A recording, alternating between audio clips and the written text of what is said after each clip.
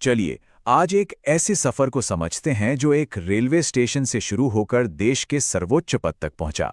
ये कहानी है नरेंद्र मोदी की एक स्वयंसेवक से प्रधान सेवक बनने की।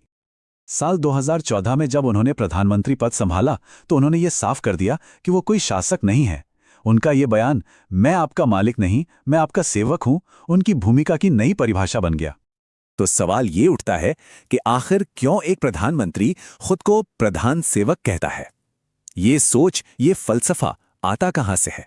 आज हम इसी सवाल का जवाब ढूंढेंगे और उनकी राजनीतिक पहचान को उनके निजी इतिहास से जोड़कर देखेंगे, जैसा कि हमें उपलब्ध जानकारी से पता चलता है। तो इसके लिए हमें उनके शुरुआती दिनों में चलना होगा और ये समझना होगा कि कैसे संघर्ष और सेवा के अनुभवों ने उनकी सोच को एक शक्ल दी।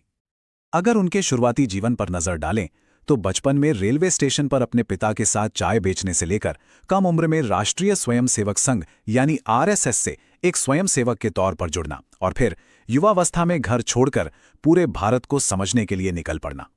कहा जाता है कि इन सारे अनुभवों ने ही उनमें सेवा और आत्मनिर्भरता के वो बीज बोए जो बाद में भारतीय जनता पार्टी में उनके राजनीतिक करियर की नींव बने। अब आते हैं इस कहानी के सबसे दिलचस्प हिस्से पर। यहाँ हम ये देखेंगे कि कैसे उनके निजी अनुभवों को बड़ी बड़ी राष्ट्रीय नीतियों की सीधी प्रेरणा के तौर पर दिखाया जाता है। ये एक ऐसा तरीका है जो न सिर्फ मुश्किल नीतियों को आसान और भरोसेमंद बना देता है, बल्कि गवर्नेंस को एक मानवीय चेहरा भी देता है। एक किस्सा जो वो अक्सर सुनाते हैं वो है अपनी माँ को लकड़ी के चूल्हे पर खाना बनाते हुए देखने का। उस धुएं से होती तकलीफ और उस संघर्ष को उन्होंने बहुत करीब से महसूस किया था। और देखिए कैसे ये निजी अनुभव एक राष्ट्रीय नीति में बदल गया। इसी दर्द को दूर करने के लिए उज्ज्वला योजना लाई गई, जिसका एक ही मकसद था, गरीब परिवारों को मुफ्त गैस सिलेंडर देकर धुएं वाली जिंदगी से आज़ादी दिलाना। और ये कोई छोटी मोटी योजना नहीं थी, इसका स्केल बहुत बड़ा था। जानकारी के मुताबिक इस प्रोग्राम से 10 करोड़ से भी ज्यादा महिलाओं को सीधा फायदा पहुंचा। एक और बड़ा ही आम सा अनुभव उनके बचपन का है, गुल्लक में सिक्के बचाकर बचत का महत्व समझना।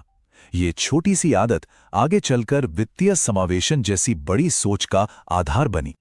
और बचत की यही छोटी सी सोच एक बहुत बड़ी राष्ट्रीय योजना का आधार बनी, जन धन योजना। इस स्कीम ने करोड़ों लोगों के लिए जीरो बैलेंस बैंक खाते खोले और ये पक्का किया कि सरकारी मदद सीधे उन तक पहुंचे, बिना किसी बिचौलिए के।